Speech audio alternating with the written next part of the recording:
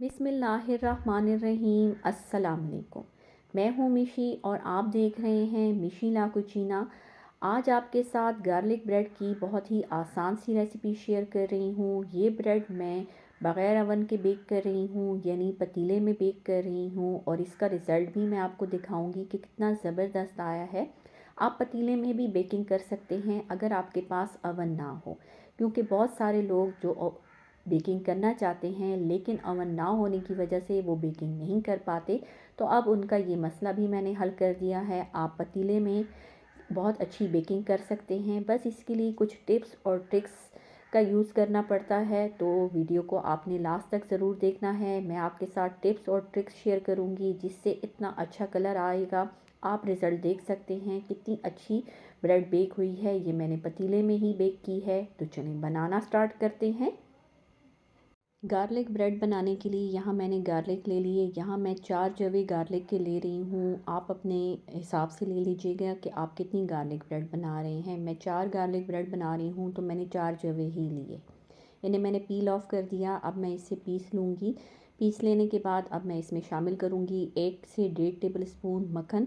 अब जस्ट मैंने मक्खन को मेल्ट करना है, गरम नहीं करना, और अच्छी तरह से मिक्स करने के बाद साइड पर रख देना है। इसके बाद मैंने ले ली हैं कुछ सब्ज़ियाँ आप अपने टेस्ट के मुताबिक ले लें। मुझे शिमला मिर्च पसंद है, टमाटर और प्याज। तो शिमला मिर्च, प्याज और टमाटर को मैं बारीक बारीक काट कर साइड पर रख दूँगी।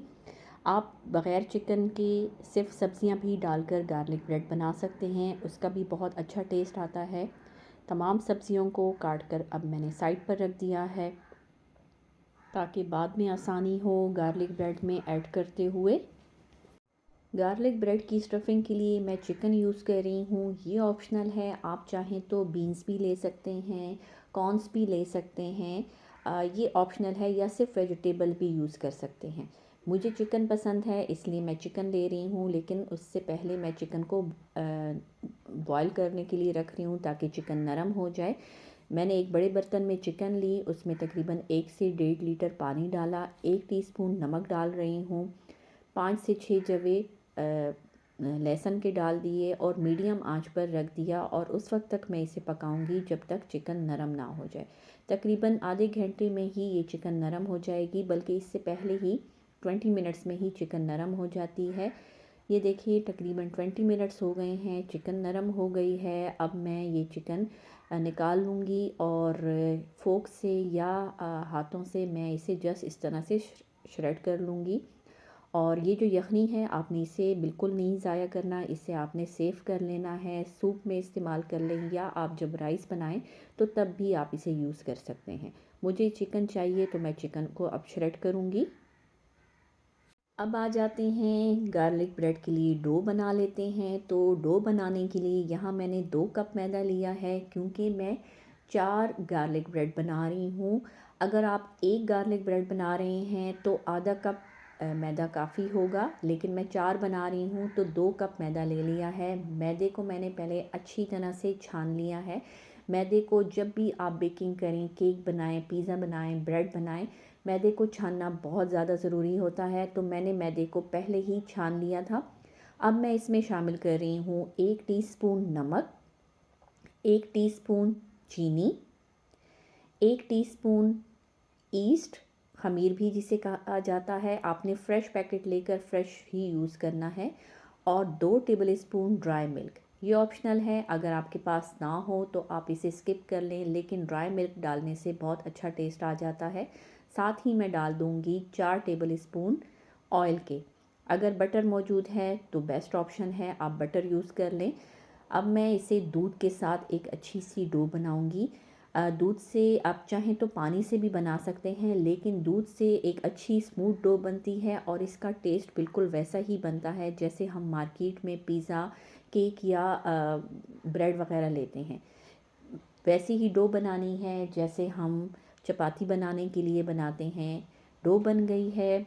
अब मैं इसे कवर करके रखूँगी तकरीबन 1 घंटे के लिए। 1 घंटे में ये बन जाएगी। और अब मैं ले रही हूँ मोज़रेला चीज़। मोज़रेला चीज़ को मैं श्रेड कर लूँगी। गार्लिक ब्रेड में चीज़ ना हो तो क्या मज़ा। यहाँ ये ऑप्शनल है, जिन्हें चीज़ पसंद नहीं है आप उसे स्किप कर सकते हैं। मैं मोज़रेला चीज़ ले रही हूँ, अगर आप चाहें तो चेडर चीज़ भी ले सकते हैं। चीज़ को मैंने श्रेड कर लिया है और अब मैं इसे साइड पर रख दूँगी और आ जाते हैं मेन काम की तरफ, यानी बेकिंग की तरफ। यहाँ पर मैंने ले लिया है घर का एक बड़ा और पुराना पतीला। आपने बड़ा पतीला लेना है और पुराना लेना है, नया पतीला नहीं लेना। और इसमें मैं डाल दूँगी नमक। नमक आपने एक ही दफ़ा ये जब बेकिंग के लिए यूज़ कर लेना है तो आपने इसे सेव कर लेना है। जब जब आप बेकिंग करें तो इसी नमक का इस्तेमाल करना है। खाना पकाने में इस नमक का अब आपने इस्तेमाल नहीं करना। ये नमक मेरे पास तकरीबन 2 इयर्स हो गए हैं पड़ा हुआ है, इसलिए इसका कलर थोड़ा सा डार्क हो गया है।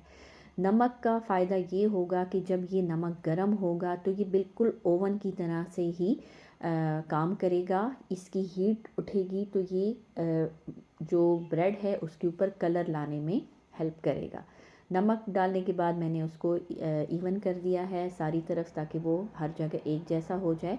अब मैं इसमें एक स्टैंड रख दूँगी। अगर आपके पास स्टैंड ना हो तो आप कोई कटोरी भी रख सकते हैं स्टील की।